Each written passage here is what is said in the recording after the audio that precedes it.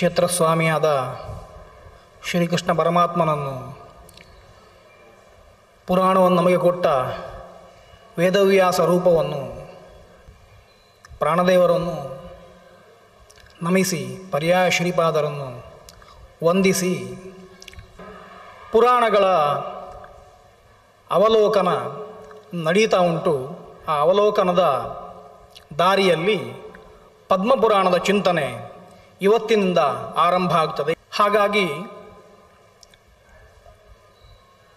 ಪದ್ಮಪುರಾಣ ಭಗವಂತನ ಮಹಾತ್ಮ್ಯವನ್ನು ಏನು ಹೇಳುತ್ತದೆ, ಹೇಗೆ ಹೇಳುತ್ತದೆ ಎನ್ನುವುದನ್ನು ಪ್ರಧಾನವಾಗಿಟ್ಟುಕೊಂಡು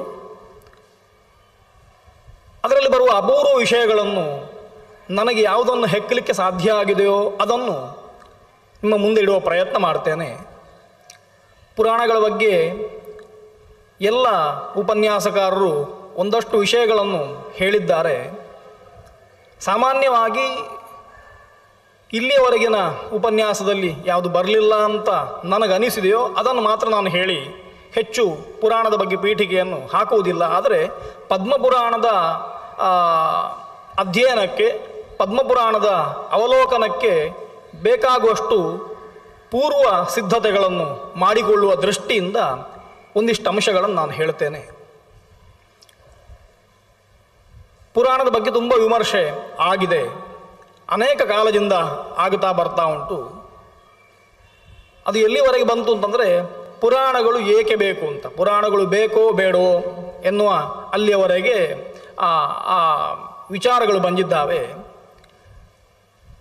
ಪುರಾಣ ಎನ್ನುವ ಶಬ್ದಕ್ಕೆ ಹಿಂದೆ ಇದ್ದದ್ದು, ಹಿಂದೆ ಆದದ್ದು ಎನ್ನುವಂತಹ ಅರ್ಥ ಇರುವ ಹಾಗೆ ಇಂದಿಗೂ ಪ್ರಸ್ತುತವಾದದ್ದು ಎನ್ನುವ ಒಂದು ಅರ್ಥವೂ ಉಂಟು. ಹಿಂದೆ ಯಾವತ್ತೋ ಆಗಿ ಹೋದದ್ದು ಎನ್ನುವ ಅರ್ಥವನ್ನು ಮಾತ್ರ ಇಟ್ಟುಕೊಂಡ್ರೆ ಅದನ್ನು ಯಾಕೆ ಕೇಳಬೇಕು? ಅಥವಾ ಒಂದು ಬಾರಿ ಕೇಳಿದರೆ ಸಾಕಲ್ವ? ಜೀವನದಲ್ಲಿ ಒಂದು ಬಾರಿ ಭಾಗವತವನ್ನು ಕೇಳಿದರೆ ಸಾಕು, ಮತ್ತೆ ಮತ್ತೆ ಭಾಗವತವನ್ನು ಯಾಕೆ ಕೇಳಬೇಕು ಅಂತ. ಅಥವಾ 18 ಪುರಾಣಗಳನ್ನು ಒಂದು ಬಾರಿ ಕೇಳಿದರೆ ಸಾಕು. ಒಂದು ಬಾರಿಯೂ ಕೇಳಲಿಕ್ಕೆ ಆಗ್ತದೋ ಇಲ್ಲೋ ಗೊತ್ತಿಲ್ಲ, ಆದರೆ ಒಂದು ಬಾರಿ ಕೇಳಿದರೆ ಸಾಕು ಅಂತ. ಆದರೆ ವೈಶಿಷ್ಟ್ಯ ಏನು ಅಂತಂದರೆ, ಅಧ್ಯಯನದ ಒಂದು ವ್ಯವಸ್ಥೆ ಉಂಟು. ಕೇವಲ ಶ್ರವಣದ ವ್ಯವಸ್ಥೆ ಒಂದು ಬೇರೆ, ಅಧ್ಯಯನದ ವ್ಯವಸ್ಥೆ ಒಂದು ಬೇರೆ. ಶ್ರವಣ ಮಾಡಿದರೆ ಒಂದು ಬಾರಿ ಒಂದಿಷ್ಟು ವಿಷಯಗಳು ಗೊತ್ತಾಗ್ತದೆ. ಭಾಗವತದಲ್ಲಿ ಹೀಗುಂಟು, ಪದ್ಮಪುರಾಣದಲ್ಲಿ ಹೀಗುಂಟು, ವಿಷ್ಣು ಪುರಾಣದಲ್ಲಿ ಹೀಗುಂಟು ಅಂತ ಒಂದಿಷ್ಟು ವಿಷಯಗಳು ಗೊತ್ತಾಗ್ತದೆ. ಅಧ್ಯಯನ ಮಾಡಲಿಕ್ಕೆ ಹೊರಟ್ರೆ ಮತ್ತೊಮ್ಮೆ ಅದನ್ನು ಓದುವಾಗ ನಾನು ತಿಳ್ಕೊಂಡದ್ದು ಬೇರೆ, ಅದಕ್ಕಿಂತ ಸ್ವಲ್ಪ ಹೆಚ್ಚು ಇಲ್ಲಿ ಉಂಟು ಅಂತ ನನಗೆ ಕಾಣಲಿಕ್ಕೆ ಆರಂಭ ಆಗ್ತದೆ ಒಂದು ಶ್ಲೋಕವನ್ನು ಓದುವಾಗ. ಇನ್ನು ಅದನ್ನು ಉಪನ್ಯಾಸ ಮಾಡಲಿಕ್ಕೆ ಹೊರಟ್ರೆ ಮತ್ತೊಮ್ಮೆ ನೋಡಬೇಕಾಗ್ತದೆ. ಆಗ ಒಂದು ಅಧ್ಯಯನದ ದೃಷ್ಟಿ, ಮತ್ತೊಂದು ಇಷ್ಟು ಹೇಳಬೇಕು ಎನ್ನುವ ಜವಾಬ್ದಾರಿಯ ದೃಷ್ಟಿ, ಅರ್ಥ ದಾಯಿತ್ವದ ದೃಷ್ಟಿ, ಮತ್ತೊಂದು ಒತ್ತಡದ ದೃಷ್ಟಿ, ಇಷ್ಟನ್ನು ಹೇಳಬೇಕು ಅಂತ ಇದ್ದದ್ರಿಂದ ಎನ್ನುವ ದೃಷ್ಟಿಗಳು ಮೇಳೈಸಿ ಇನ್ನೂ ವಿಶಿಷ್ಟವಾದಂಥ ಅಂಶಗಳು ಪುರಾಣದಲ್ಲಿ ನಮಗೆ ಕಾಣಲಿಕ್ಕೆ ಸಿಗ್ತದೆ. ಮತ್ತು ಆಳಕ್ಕಿಳಿದು ಪುರಾಣವನ್ನೇ ಓದಬೇಕು ಸ್ವಂತ ಸುಖಕ್ಕೋಸ್ಕರ, ಇನ್ನೊಬ್ಬರಿಗೆ ಹೇಳಲಿಕ್ಕೋಸ್ಕರ ಅಲ್ಲ, ನನಗೋಸ್ಕರ ಆಸ್ವಾದನೆಗೋಸ್ಕರ ಪುರಾಣ ಓದಬೇಕು ಅಂತ ಮತ್ತೆ ಕೂತ್ಕೊಂಡ್ರೆ ಒಂದು ಶ್ಲೋಕವು ಮುಂದೆ ಹೋಗುವುದಿಲ್ಲ. ಇಷ್ಟು ಚಿಂತನೆಗೆ ನಮ್ಮನ್ನು ಪುರಾಣ ಹಚ್ಚುತ್ತದೆ, ಎಲ್ಲ ಪುರಾಣಗಳು ಹಚ್ಚುತ್ತದೆ. ಪದ್ಮಪುರಾಣವು ಅದಕ್ಕಿಂತ ಹೊರದಲ್ಲ ಎನ್ನುವುದನ್ನು ಸ್ವಲ್ಪ ಮಟ್ಟಿಗೆ ಮನಗಂಡು ಈ ಮಾತು ಹೇಳ್ತಾ ಇದ್ದೇನೆ. ಅದಕ್ಕೋಸ್ಕರ ವೇದಗಳು ಬೇರೆ, ಪುರಾಣಗಳು ಬೇರೆ, ಇತಿಹಾಸಗಳು ಬೇರೆ, ನಾವೆಲ್ಲ ವಿಭಾಗ ಮಾಡಿಕೊಂಡಿದ್ದೇವೆ ಬೇರೆ ಬೇರೆ ಅಂತ. ಅದು ಒಂದು ದೃಷ್ಟಿಯಲ್ಲಿ ಬೇರೆ ಬೇರೆ ಅಂತ. ಜ್ಞಾನದ ದೃಷ್ಟಿಯಲ್ಲಿ ನೋಡುವಾಗ ವೇದ ಎನ್ನುವಂಥದ್ದು ಆನುಪೂರ್ವಿ ವಿಶಿಷ್ಟವಾಗಿ ಸ್ವರಗಳಿಂದ ಸಹಿತವಾಗಿ, ಅದಕ್ಕೆ ಕಾಲದ ಮಿತಿಯೂ ಉಂಟು. ಮತ್ತು ಈ ಕಾಲದಲ್ಲಿ ಹೇಳಬೇಕು, ಹೀಗೆ ಹೇಳಬೇಕು ಅಂತ ಉಂಟು. ಆ ದೃಷ್ಟಿಯಿಂದ ಅದಕ್ಕೆ ಒಂದಿಷ್ಟು ನಿಯಮಗಳಿಗೆ ಬದ್ಧವಾಗಿರುವಂಥದ್ದು ಶ್ರುತಿ, ವೇದ. ಪುರಾಣಗಳು ವೇದದಷ್ಟು ಕಠಿಣವಾದ ನಿಯಮಗಳಿಗೆ ಬದ್ಧವಾದವುಗಳಲ್ಲ.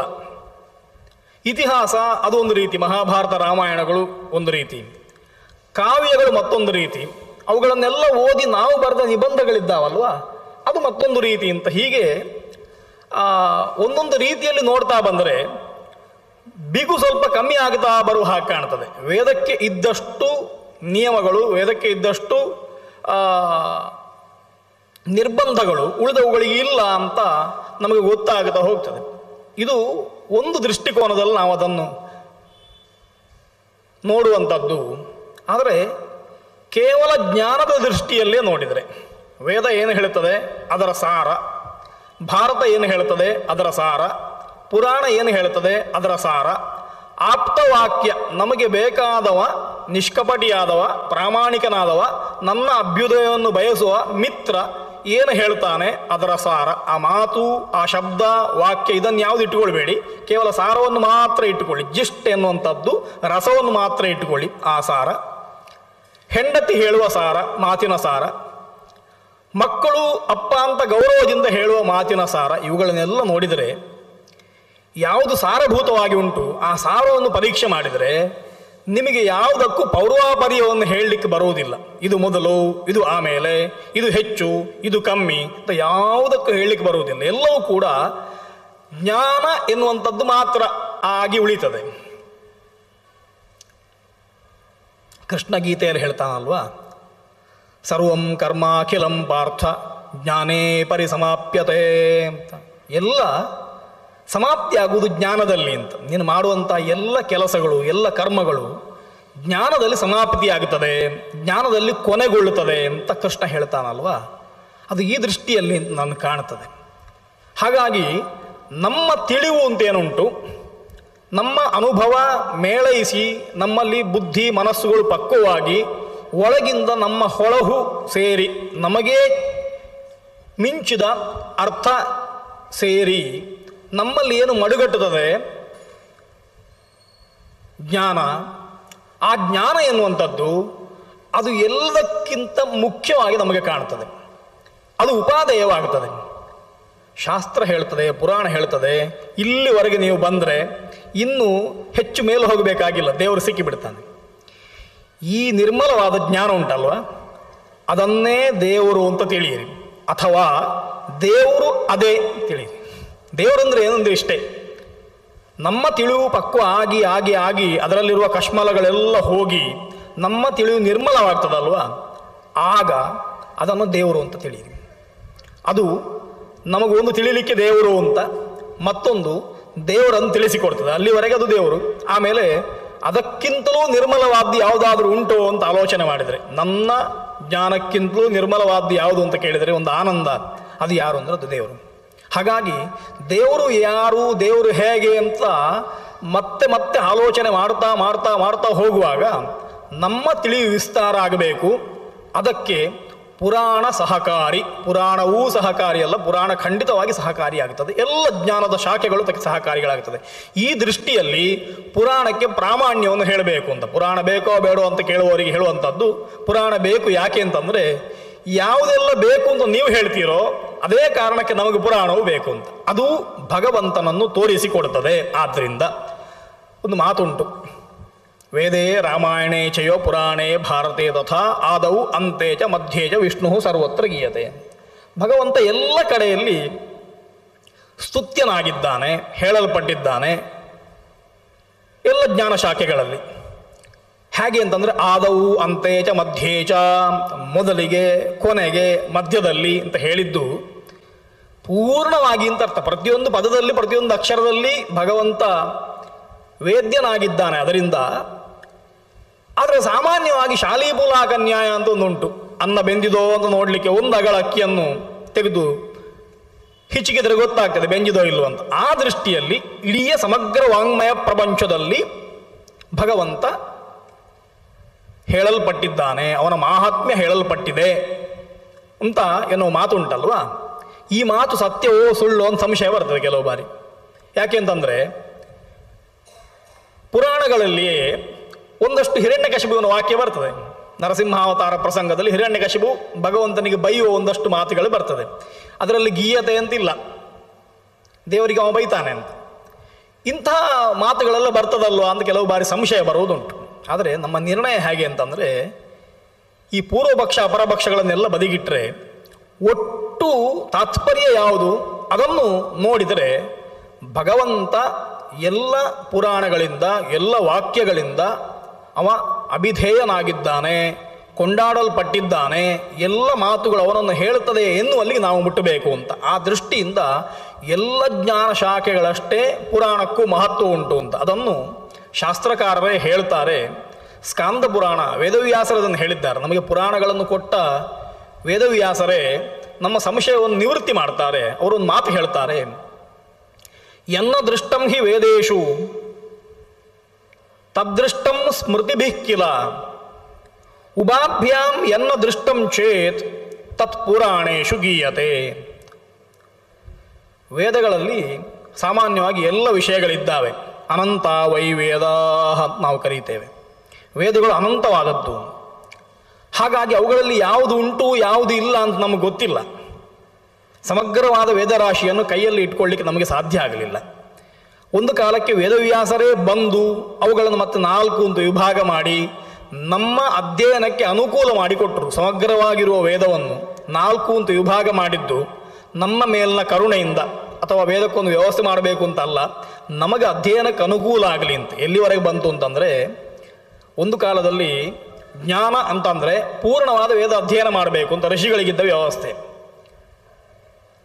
ಕೊನೆಗೆ ಪೂರ್ಣವಾಗಿ ವೇದ ಅಧ್ಯಯನ ಮಾಡಲಿಕ್ಕೆ ಆಗುವುದಿಲ್ಲ, ಅಷ್ಟು ಉಪಸ್ಥಿತಿ ಇಲ್ಲ, ಮನಸ್ಸಿನಲ್ಲಿ ನಿಲ್ಲುವುದಿಲ್ಲ. ಅದಕ್ಕೋಸ್ಕರ ವೇದ ಲುಪ್ತವಾಗುತ್ತಾ ಹೋಯಿತು.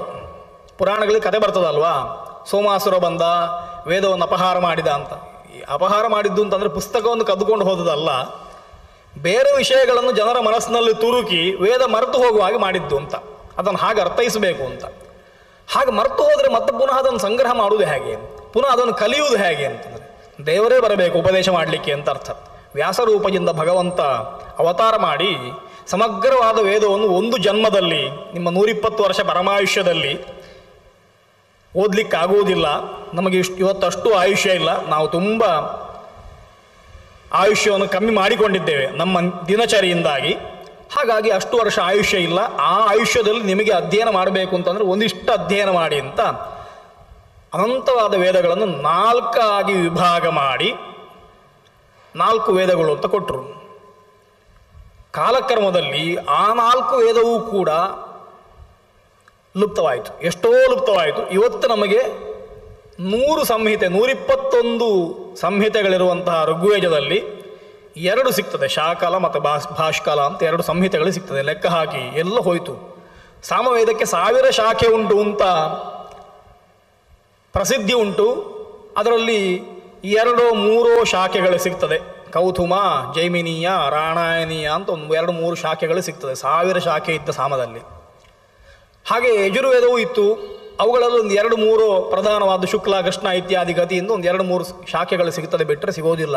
ಹೀಗೆ ಅನಂತವಾಗಿರುವಂಥ ವೇದವು ಕಾಲಕ್ರಮದಲ್ಲಿ ವೇದವ್ಯಾಸರಿಂದ ವಿಭಾಗ ಮಾಡಲ್ಪಟ್ಟ ಮೇಲೂ ಕೂಡ ಲುಪ್ತ ಆಗುತ್ತಾ ಹೋಗುತ್ತಾ ಉಂಟು. ಈಗ ನಮ್ಮಲ್ಲಿ 4 ವೇದ ಅಧ್ಯಯನ ಮಾಡಿದವರು ಯಾರೂ ಇಲ್ಲ, ಇದ್ದರೂ ಒಂದಷ್ಟು ಬೆರಳೆಣಿಕೆ ಜನಗಳು ಮಾತ್ರ. ಒಂದೊಂದು ವೇದ ಅಧ್ಯಯನ ಮಾಡಿದವರು ಸ್ವಲ್ಪ ಜನ ಇದ್ದಾರೆ. ಆದರೆ ಬಹುಪಕ್ಷ ಜನರನ್ನು ನೋಡಿದರೆ ವೇದಾಧ್ಯಯನ ಅನ್ನುವಂಥದ್ದು ತುಂಬ ದೂರದಲ್ಲುಂಟು. ಹಾಗಾಗಿ ವೇದದಲ್ಲಿ ಏನು ಉಂಟು ಅಂತ ಗೊತ್ತಾಗುವುದು ಹೇಗೆ?